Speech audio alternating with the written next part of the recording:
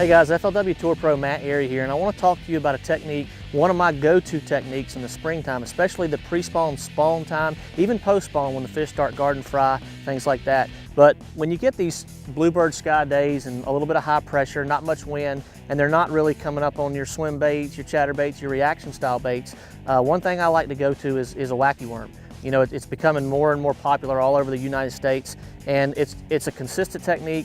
One of my favorite setups for throwing a wacky worm is actually the new Inspire reel here from Okuma, and I like the Helios spinning rod. There's a 7-1 medium that is probably my #1 go-to rod for this setup, but basically everybody kind of knows what a wacky worm is. I'm just going to show you one rigged up right here, right through the egg sac there, and a lot of different worms out there on the market that I like to use. I try to stay with mostly natural colors, especially around the spawn. You know, you want to resemble a bluegill, something that's a little, you know, that's always constantly invading the beds, trying to steal their eggs, trying to eat their eggs. So I will go to those same type areas where I find fish staging on those little secondary points, even moving back into those spawning pockets, and I'll fish from there until I figure out exactly where these fish are set up.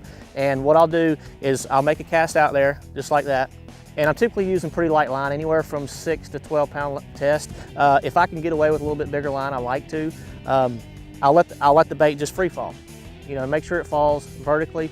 You want it to fall on slack line, and I'll let it sink to the bottom when I'm fishing 2 foot or 15 feet. And minimal rod movement, so I'm barely shaking the rod like so.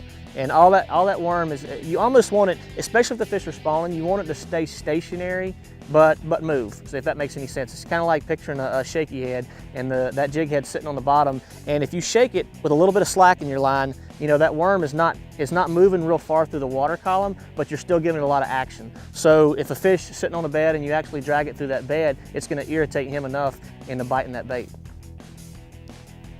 You just throw it out there, shake it a little bit, let it fall back down on slack line. And sometimes I will weight these wacky worms with a small nail weight, anywhere from a 1/16, you know, somewhere around that, depending on how deep I'm fishing and how fast the fall rate that I want. Very simple technique, one of my go-to techniques.